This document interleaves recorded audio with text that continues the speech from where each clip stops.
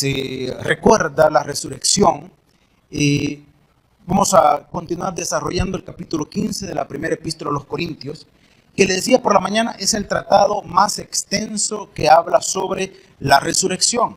No solamente la resurrección de nuestro Señor Jesucristo, sino la esperanza, hermano, que nosotros albergamos también, de que así como Cristo venció la muerte, así también nosotros venceremos sobre la muerte.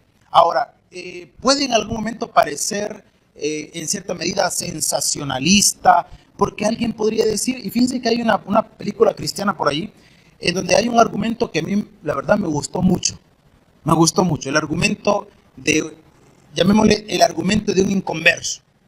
Y es que un misionero había llegado y una familia lo hospedó.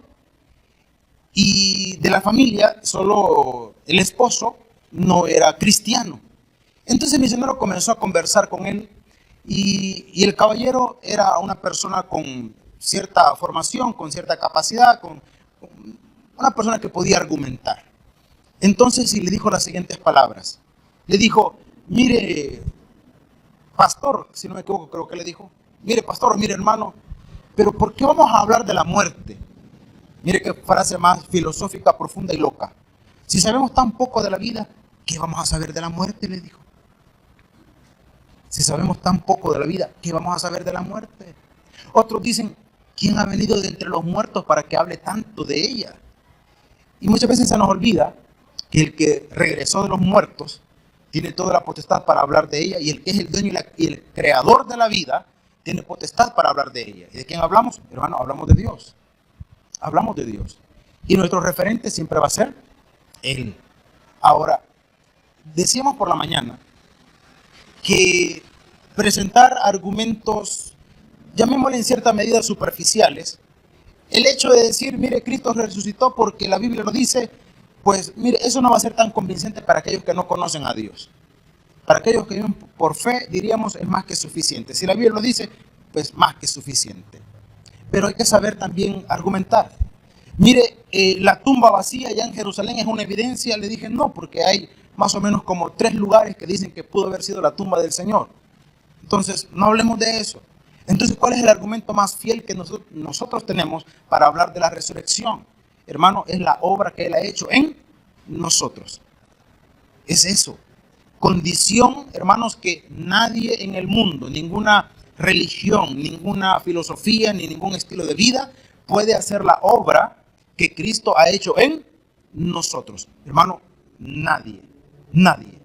Y a diferencia de otras creencias, usted puede quitar algún aspecto, puede quitar al personaje central de esa fe, de esa creencia, hermano, y no se desborona nada, porque están construidas en conceptos, están construidos, hermano, en reglamentos, en pensamientos, y usted puede quitar, por ejemplo, quita a Buda del budismo y el budismo sigue sin ningún problema. Pero en la condición nuestra, decíamos, la base de nuestra fe es la resurrección. Y si nosotros quitamos la resurrección, todo lo demás, todo el conjunto doctrinal que sostiene el cristianismo simplemente se desborona. Por eso es que el apóstol Pablo enfatizó en más de una oportunidad, hermanos, que si Cristo no resucitó, vana es nuestra fe. Ahora, abrimos nuestras Biblias en la primera carta a los Corintios, capítulo 15, y en esta oportunidad nos vamos hasta el versículo 17.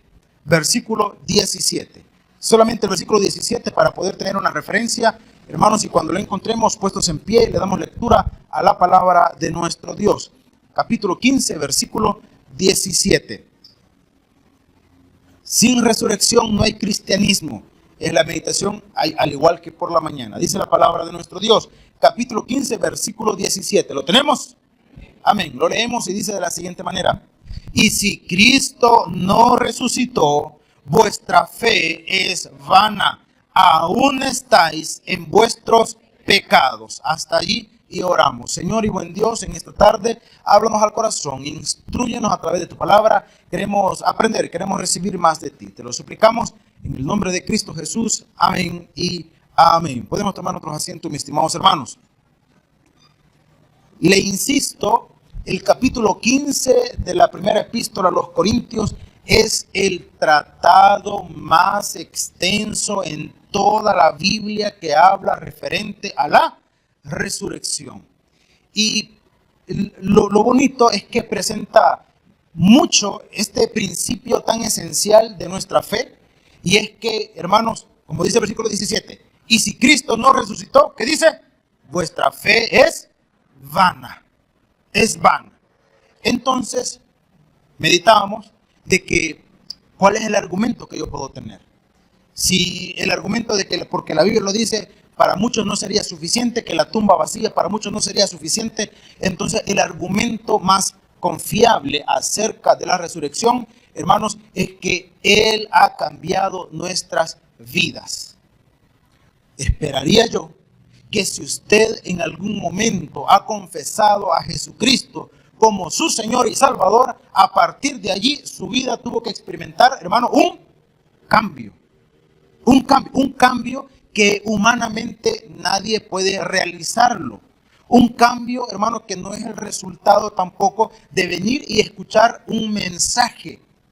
Siempre hemos dicho, como dice el mundo, ahí van a que te terapeen, hermano, que esto no es terapia. ¿Verdad? La terapia tiene otras connotaciones. Esto no es terapia. Entonces, ¿qué es? Es la exposición de la palabra de Dios. Y que si fuese, hermano, si fuese por cuestiones de poder convencer, de poder persuadir, algunos predicadores estaríamos bien amolados porque no tenemos la capacidad de ser persuasivos. Habrán algunos otros que sí, hermano. Habrán algunos otros que sí. Habrán algunos otros que tienen una habilidad tremenda como oradores. Pero vemos algunos otros que no. Entonces no se trata de que, voy a tratar de convencer. No, se trata de que vamos a exponer la palabra y quien hace la obra en nosotros se llama Espíritu Santo. Y cuando usted tiene una relación con Él, porque tenemos una relación con un Cristo que vive, no con un Cristo histórico ni con un Cristo que está muerto. Porque, hermanos, hasta el día de hoy, imagínense qué cosa más interesante. Y es una enseñanza también cristiana. Nosotros no podemos tener comunión con muertos. Usted y yo no podemos tener comunión con muertos. Usted pudo haber perdido un ser querido y usted lo pudo haber amado tanto y usted puede extrañarlo tanto, pero hermano, por más que usted le hable, no le puede oír. Hay costumbres que son quizás bonitas para aquellos que las practican. Quizás bonitas. Hay gente que va a visitar a las tumbas y se pone a estar platicando con el difunto. Son costumbres, son prácticas basadas en la cultura, en la tradición, pero, lamento decirle, su muerto no le está escuchando, hermano. No le está escuchando. No le está escuchando. Hay personas que van, pasa muchas veces con hijos que tal vez no han tenido un buen comportamiento con sus padres y van a la tumba del papá o de la mamá y allá se ponen a estar chillando, pidiéndole perdón. Cuando lo tuvo vivo no le decía nada. Y por más que chille, por más que derrame sus lágrimas, no le está escuchando. No le está escuchando.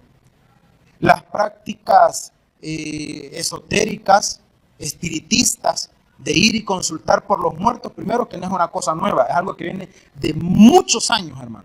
De muchos años. Pero mire, y entonces le pidieron al espíritu de fulano que hiciera algo, que hiciera un ruido, que moviera algo. Y mire, y se movió. ¿Y a usted quién le dice que realmente es el espíritu ese? Pero mire, fíjese que le preguntaron algo que solamente él sabía. Sí, él y todos los demonios que estaban alrededor también sabían. Hermano, no se puede tener comunión con muertos. Y si no se puede tener comunión con muertos, ¿por qué tenemos comunión con Cristo? Porque no está muerto. Porque está vivo, ¿verdad? Gloria al Señor, porque Él está vivo. Mis estimados hermanos, dice la palabra, dice la Escritura. Entonces, versículo 18, entonces también los que durmieron en Cristo, dice, perecieron. ¿Cuál es nuestra esperanza? Nuestra esperanza, aquellos que hemos creído en Jesucristo, es que todos aquellos que mueren en Jesús están con Él, hermano.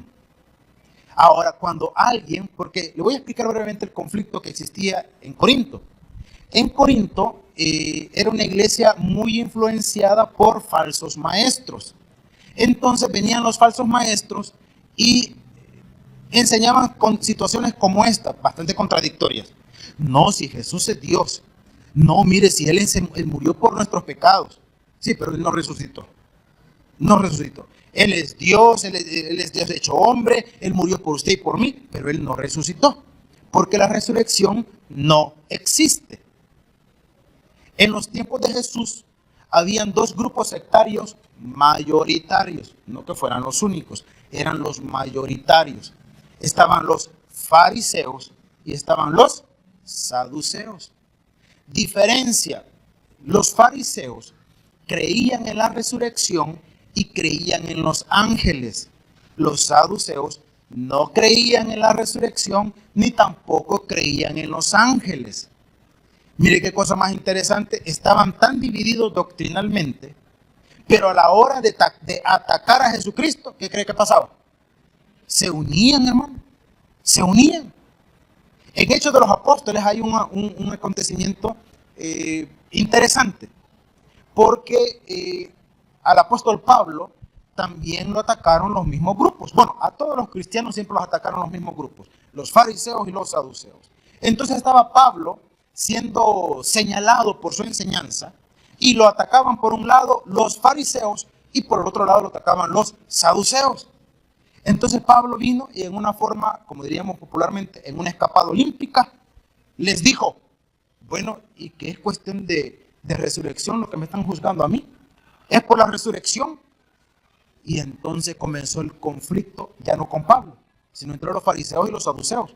Porque los fariseos decían, si es cierto, ay, dejen al hombre, ¿qué tal si un ángel le ha hablado? Y los saduceos dijeron, ¿cuál ángel? Ni 8:4, no hombre, si la resurrección no existe. Y ya comenzaron a pelear entre ellos y Pablo simplemente se fue de ahí, ¿verdad? Echarse un café con pan. Peleen ustedes, yo me voy para allá. En Corinto había mucha influencia, hermanos, de falsos maestros que estaban enseñando que la resurrección no existía. Crean en Cristo, pero la resurrección no sucedió. Entonces por eso el apóstol Pablo viene y los confronta y les dice, entonces también los que durmieron en Cristo perecieron. Si no hay resurrección, entonces estos tampoco se van a levantar de los muertos. Tampoco lo van a hacer. Y sigue confrontando.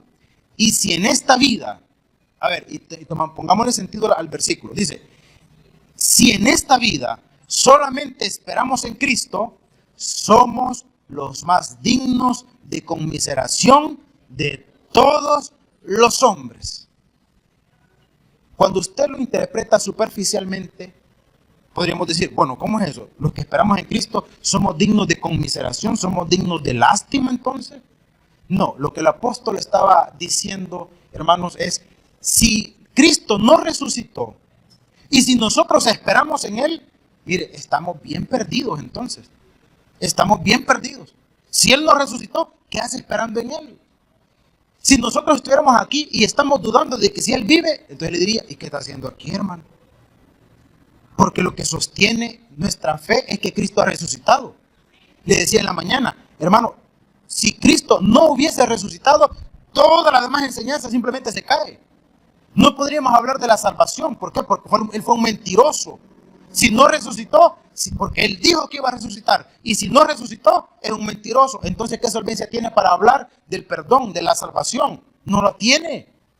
Pero ¿qué nos da a nosotros la garantía de que todas sus promesas son verdaderas? Que así como tuvo la potestad, la capacidad, el poder para levantarse de los muertos, entonces todas las demás, hermanos, promesas para nosotros siguen siendo verdaderas.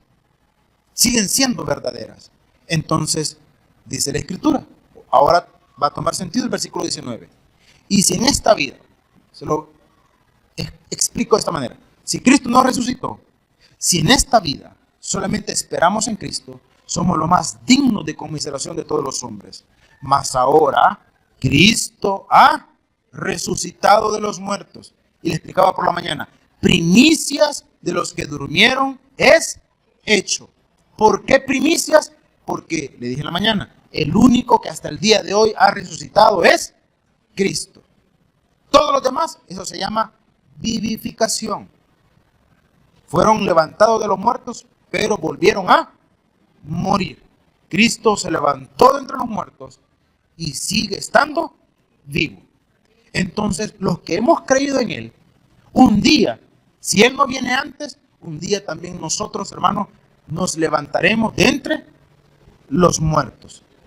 Y la Escritura lo especifica y lo declara de la siguiente manera. A ver, avancemos un poco. Siempre capítulo 15. Vámonos, por favor. Versículo 51. Yo sé que la mayoría ya conocerá, habrá escuchado, habrá leído esta porción que del capítulo 11 quizás es la más conocida. Capítulo 15, versículo 51. ¿Lo tenemos?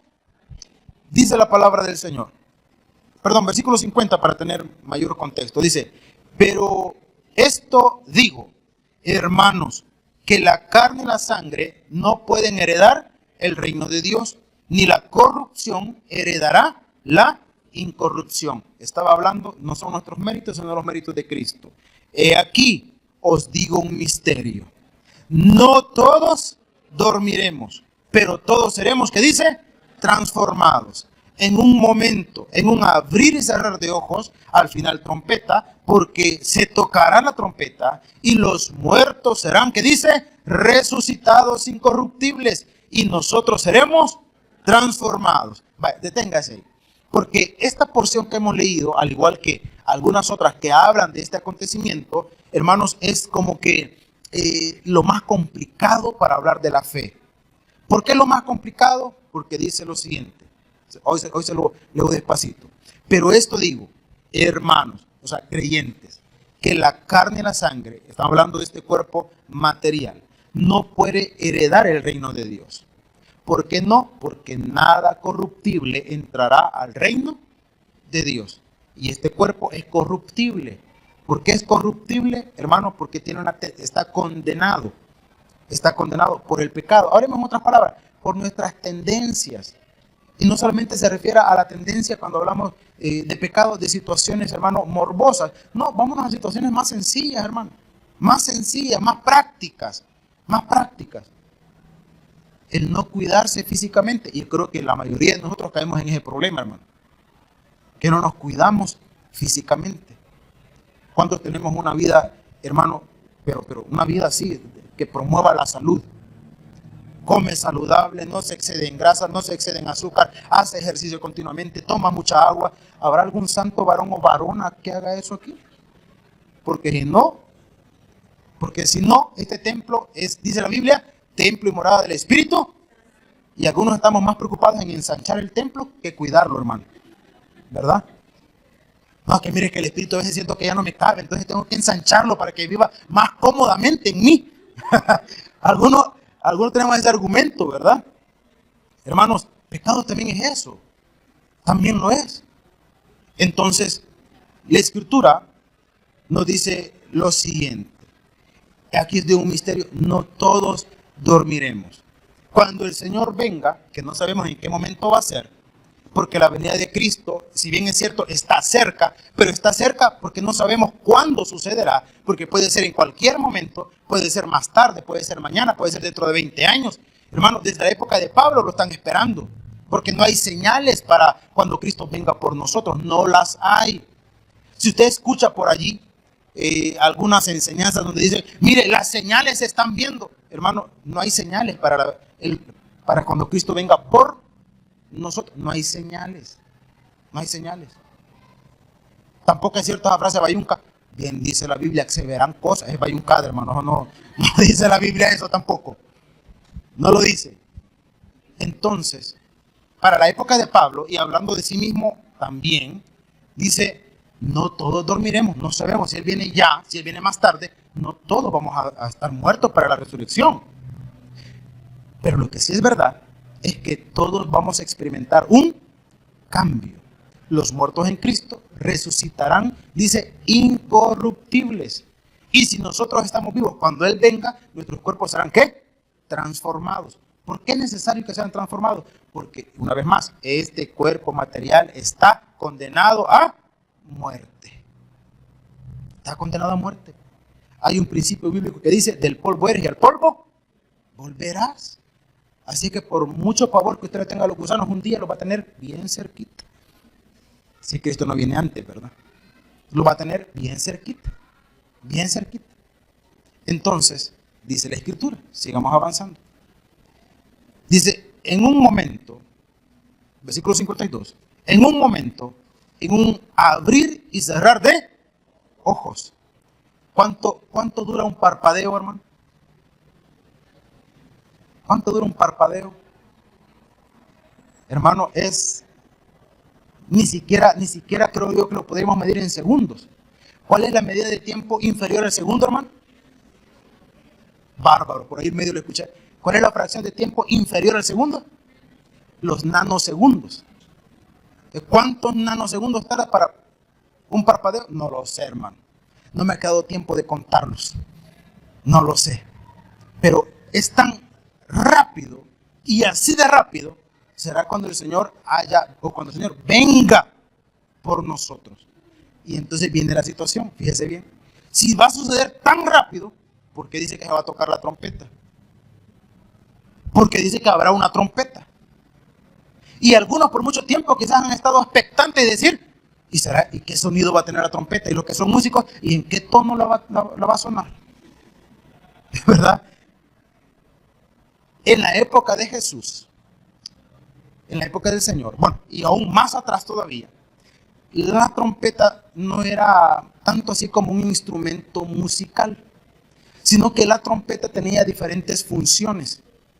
La trompeta se podía tocar en las ciudades amuralladas, se podía tocar para anunciar, hermano, la llegada de alguien. Se podía tocar la trompeta para eso. Y era un sonido específico para anunciar que alguien venía.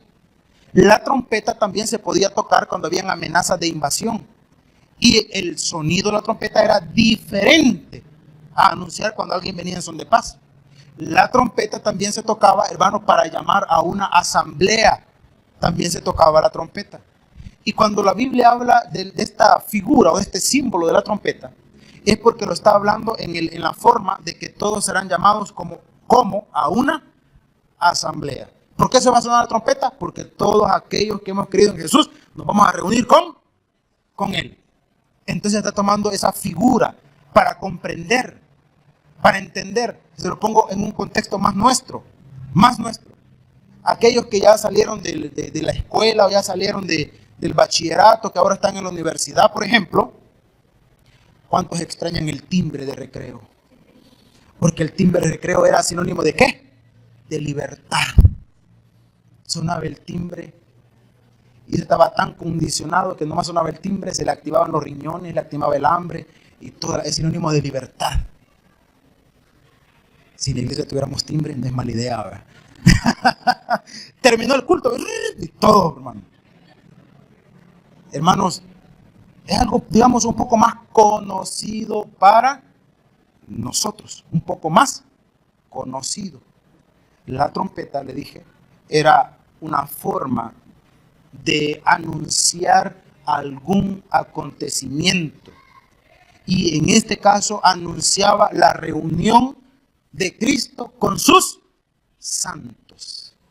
Por eso habla de tocar. No porque vamos a escuchar una trompeta. Porque si fuera así, cada vez que escucháramos una, estaremos más que listos, ¿verdad? No, está tomando una figura. Entonces dice la palabra, dice la escritura, versículo 52. En un momento, en un abrir y cerrar de ojos, al final trompeta, porque se tocará la trompeta, y los muertos serán, como dice, resucitados incorruptibles, y nosotros seremos transformados. Porque, versículo 53, porque es necesario que esto corruptible se vista de incorrupción y esto mortal se vista de inmortalidad.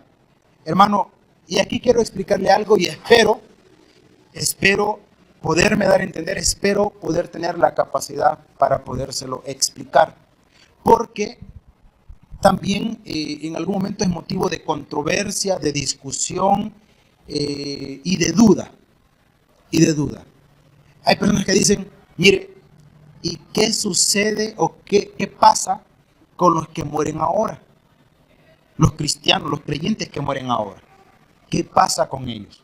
¿Dónde están ellos? ¿Dónde están? Porque hay una enseñanza que dice que no, mire, usted muere y usted va a estar ahí en la tumba hasta que el Señor venga. Y cuando Él venga, Él lo va a despertar a usted y se lo va a llevar. No hay un fundamento bíblico para eso. Pero la Biblia habla de dormir. Sí, pero en la Biblia, cuando se habla de dormir, es una figura, o toma, mejor dicho, una figura literaria que se llama eufemismo. ¿Qué es un eufemismo? Es una palabra que se utiliza para sustituir a otra que puede resultar fuerte, pesada u ofensiva para el lector. Para el lector. Por ejemplo, yo siempre lo comparo.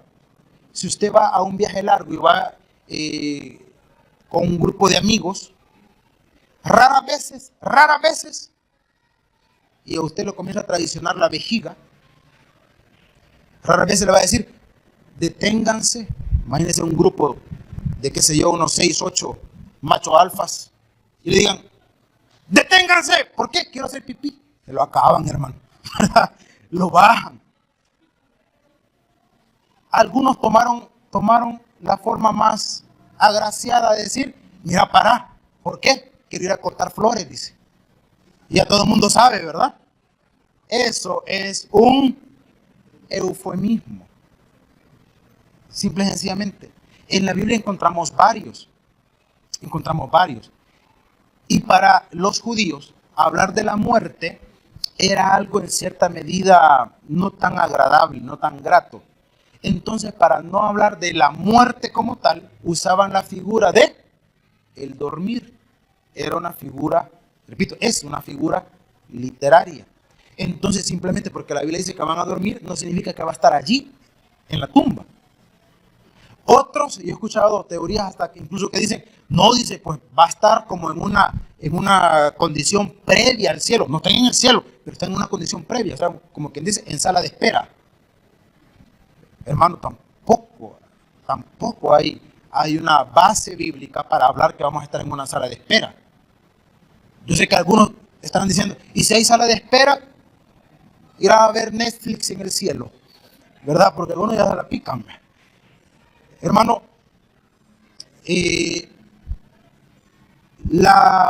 digamos, la enseñanza más apropiada, y que repito, espero poderme dar a entender, es que recuerde que nosotros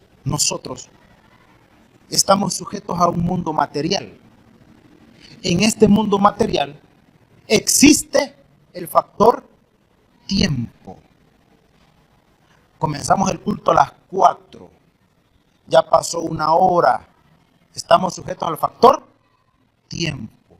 Por más que quiera, usted no puede detener el trayecto, hermano, o la rotación de la Tierra. Por más que quiera, no lo va a hacer. Va a anochecer, va a amanecer, va a pasar un día, van a pasar 2 días. Pasan los años, hermano. Pasan los años. Alguien dijo, ¿y por qué no celebran el cumpleaños? Y otro más profundo dijo, para que nos olvide que nos estamos muriendo. ¿O será que se le agrega 1 año más de vida, hermano? Ya cumplió 25, felicidades, tiene 25 años más de gracia. ¿Cuál? El tiempo, querramos o no, está sujeto a nuestra condición material. Ahora, cuando nosotros morimos, siempre hemos dicho, dejamos de existir a este mundo. ¿Este mundo qué? Material. Y si ya no estamos sujetos a lo material, entonces las leyes, pongámonos medio locos, medio fumados, le iba a decir, no, uy, qué feo.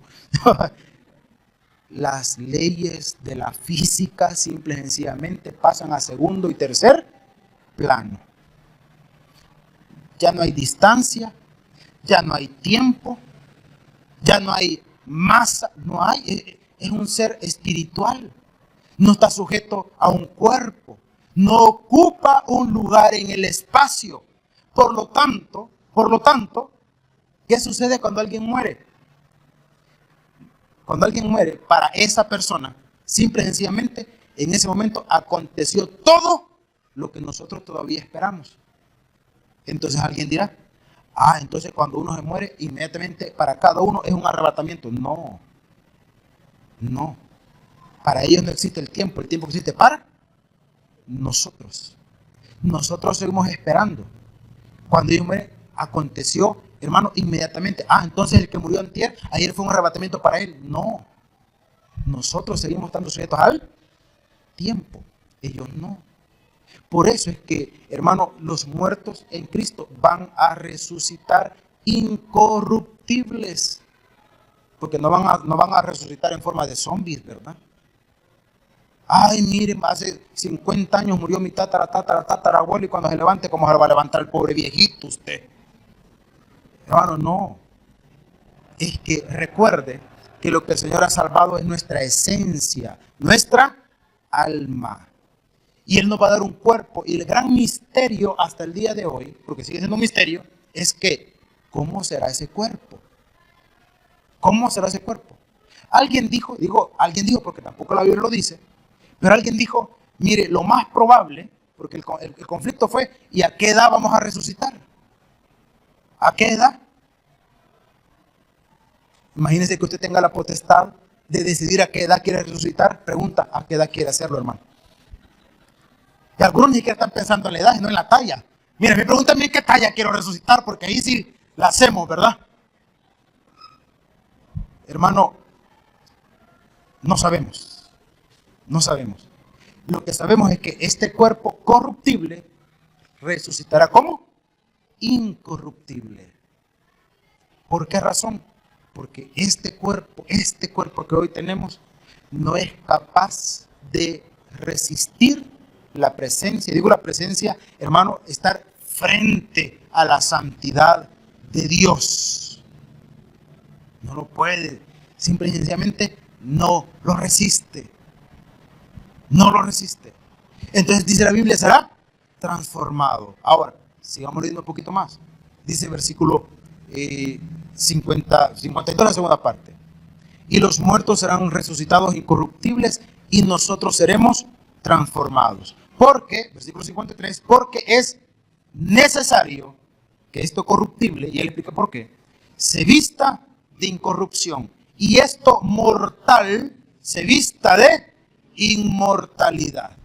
Le decía que algunos han sostenido, sostienen y dicen, pues mire, ¿por qué? Y lo sostienen de esta manera.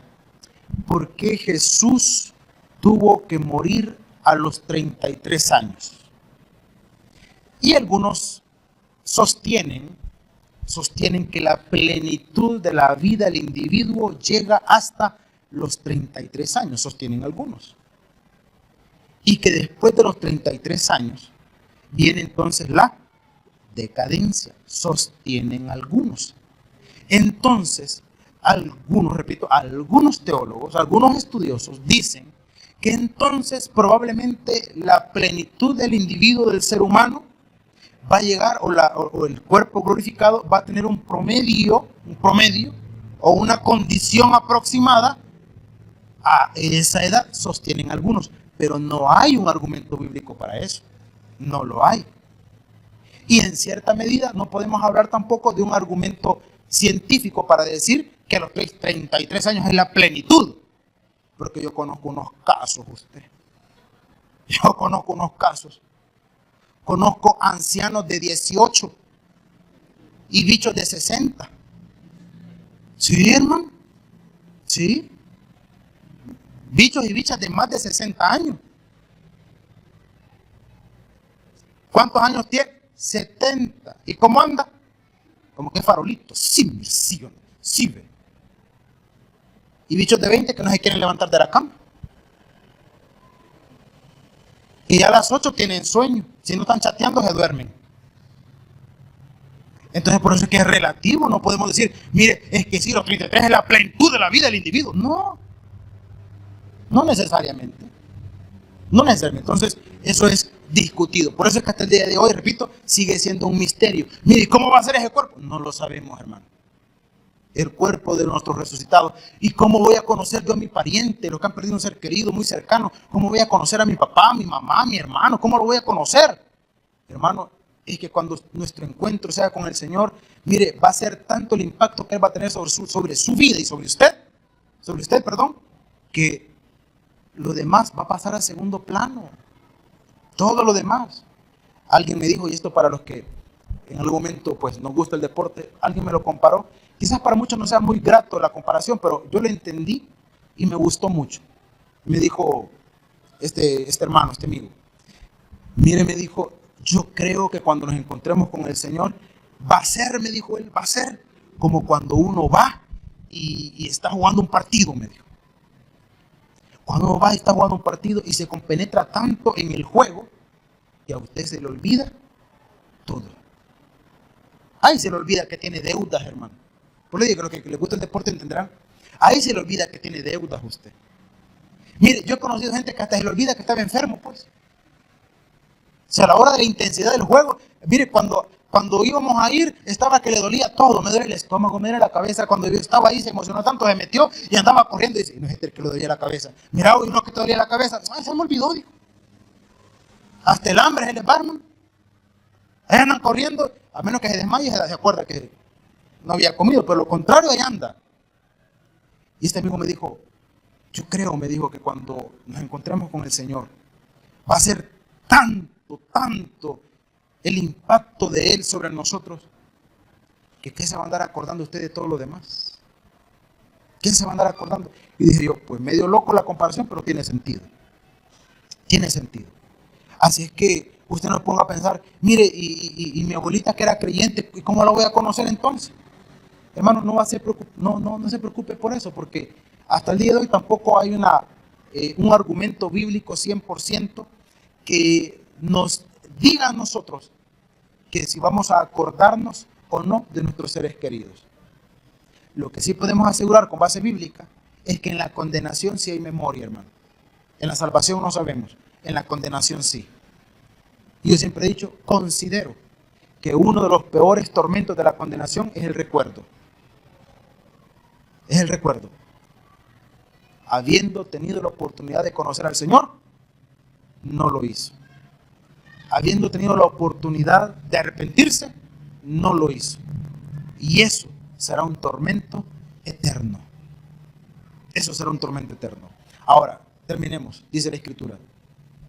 Versículo 54.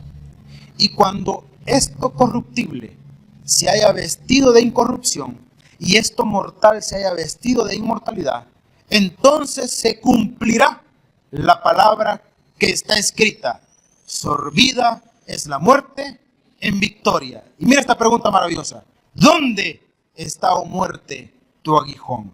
¿Dónde, oh sepulcro, tu victoria? Ya que el aguijón de la muerte es el pecado, y por el poder del pecado, la ley. Mas gracias sean dadas a Dios, que nos ha dado, ¿qué dice, hermano? La victoria por medio de nuestro Señor Jesucristo. ¿Por qué seremos victoriosos? Por nuestro Señor Jesucristo y la resurrección, de la cual también nosotros seremos partícipes. Por mérito ni por cerca, por su gracia y su misericordia. De los fuerte aplausos al Padre Celestial. Vamos a orar. Padre, buen Dios, esta tarde te agradecemos, Señor, por tu palabra, porque a través de ella aprendemos.